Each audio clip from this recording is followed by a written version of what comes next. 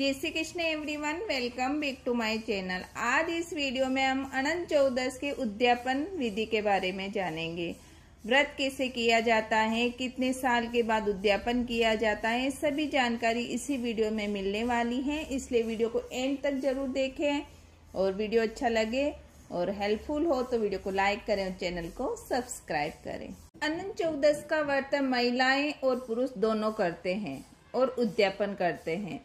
उद्यापन में उसी को न्योता दिया जाता है जो अनंत चतुर्दशी का व्रत करते हैं, यानी 13 हमें जो पहले व्रत करते हैं उनको बुलाना है और एक नया यानी जो अभी व्रत शुरू कर रहा है उसे न्योता जाता है।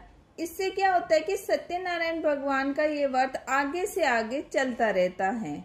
अगर आप अनंत चतुर्दशी का उद्यापन कर रहे हैं, जो ये नया व्रत शुरू कर रहे हैं उनको ये व्रत देते हैं, तो सत्यनारायण का व्रत आगे से आगे चलता रहता है।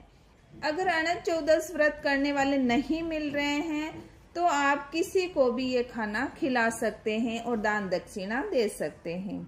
14 अनतियों को खाना खिलाया जाता है और दान दक्षिणा दी जाती है। तो आइए जानते हैं कि अनतियों को हमें क्या क्या देना है। देखिए, उद्यापन अगर आप कर रहे हैं तो हमें 14 अनतियों को देने के लिए 14 नारियल लेने हैं।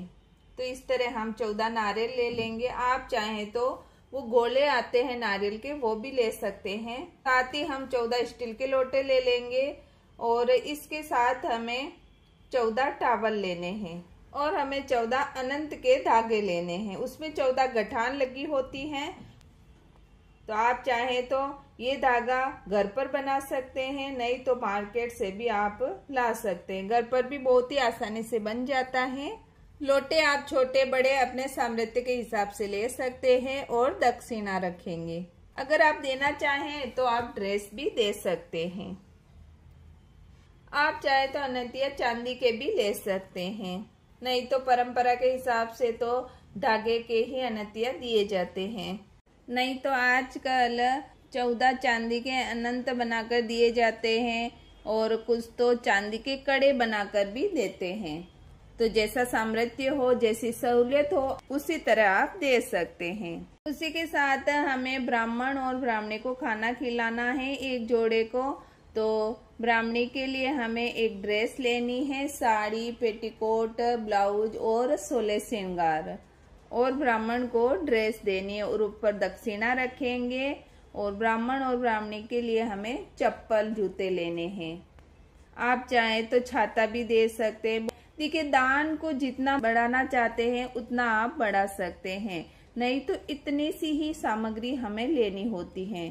14 साल तक ये व्रत किया जाता है और बिना खंडित किए ये व्रत करना होता है। व्रत वाले दिन स्नान आदि से निवृत्त हो जाए, नए वस्त्र पहन लें।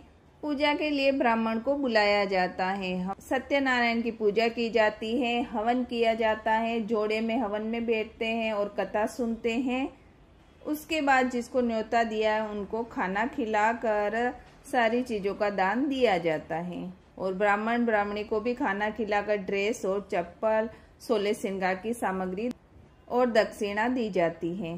14 तार का ये धागा बनाया जाता है। वह अनंत का धागा साक्षात भगवान का रूप है। अनंत का धागा कथा सुनने के बाद धारण किया जाता है। तो आइए जानते हैं कि अनंत का धागा खोला कब जाता है। अनंत चतुर्दशी का धागा उसी दिन खोल दिया जाता है। धागे को कहाँ रखे, भगवान के मंदिर में खोल कर रख सकते हैं या फिर आप घर पर खोलकर तालाब, नदी के जल में प्रवाहित कर सकते हैं। देखिए, दूसरे दिन श्राद्ध पक्ष लग जाते हैं तो श्राद्ध में यह धागा नहीं खोला जाता है, या तो फिर आप नवरात्रि के पहले दिन ये धागा खोल दें। और अगर आप नवरात्रि पर भी ये धागा नहीं खोल पाए तो पूरे साल तक ये धागा आपको धारण करके रखना पड़ता है। देखिए, अनंत चतुर्दशी के बहुत ही कठिन नियम होते हैं, इसलिए आप हो सके जहाँ तक उसी दिन खोल दें या फिर नवरात्रि में खोल सकते हैं। उद्यापन के बाद आप वापस व्रत कर सकते हैं। इस व्रत में नमक नहीं खाया जाता है। एक समय मीठा भोजन किया जाता है, यानी अन्न का आप मीठा भोजन कर सकते हैं।